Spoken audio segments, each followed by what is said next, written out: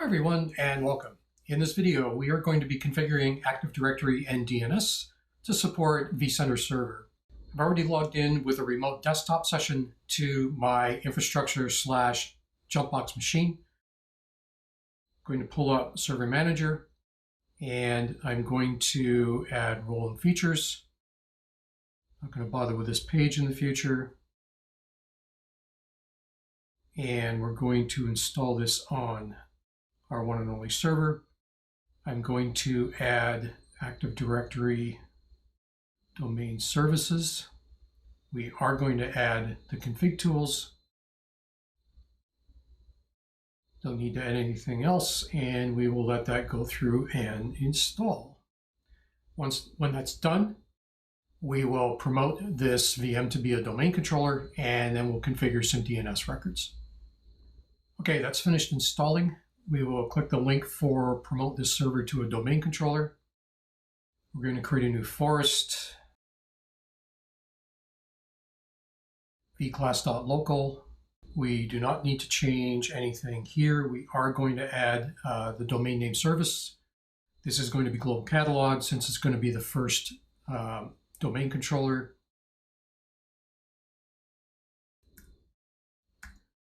We will put in the directory services restore password. We are not going to create a delegation.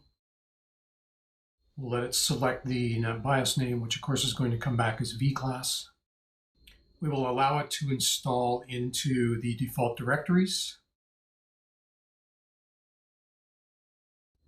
We're going to ignore the warnings because they don't apply to what we're doing and install. Once that's done, it's going to ask us to reboot.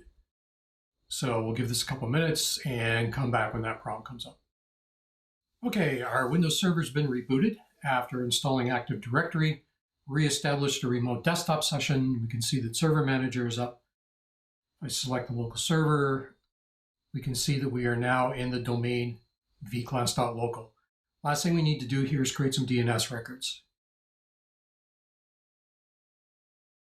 Now, this is going to be very important because vCenter and vSphere relies on DNS in order to be able to resolve different components when you're using it. So if we don't do that, then things are not going to behave properly.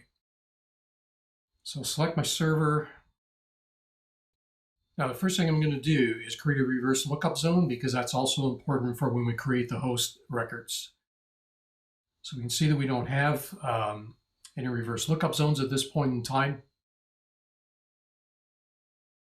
So create a new zone, make it primary. We are going to make this Active Directory integrated. Work with all DNS servers in the domain. It's only going to be one anyway. IP version 4. We'll put in the network so that it creates the correct zone. We're going to specify non-secure dynamic updates and finish that. So here's our zone now created. And if I expand out forward lookup, here's my vclass.local domain. So right now, the only thing I have in here is a forward lookup record for my infrastructure server.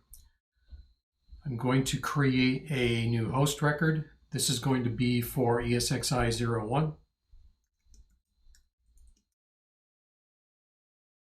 And I'll put my IP address in. And I'm also going to create a pointer record at the same time.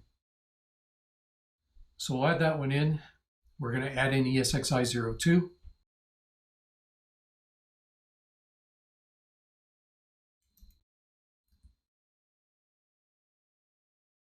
And the last thing we're going to add in is vCenter server. Now we've been putting our initials on the beginning of everything, and we're going to also do that with the vCenter server VM when we create it. However, the name of the actual server itself is vCSA, and we need to keep that because otherwise it's not going to be able to resolve itself properly.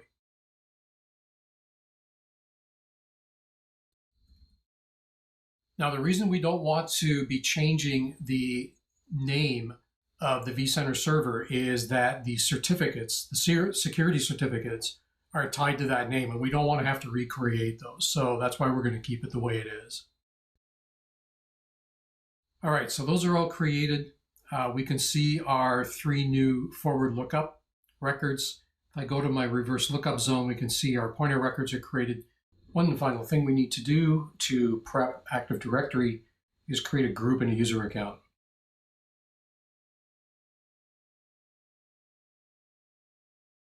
I'm going to open the Active Directory Users and Computers tool, and I'm just going to use the users container for this. What I need to do is create a security group called ESXadmins. It's important to use that particular name because that will automatically provide admin access into vSphere for the members of that group.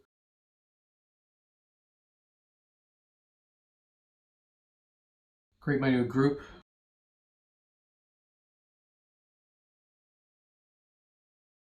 Pretty simple. And then we'll create a user to go into that as well.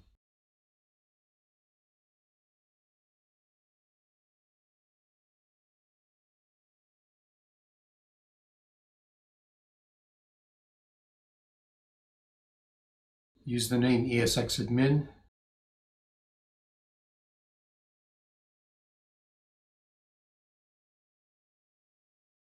And although we would normally never do this in practice, we are going to configure this so the password doesn't expire, just to make our labs a little bit easier. And once that's done, we'll add the user to the group.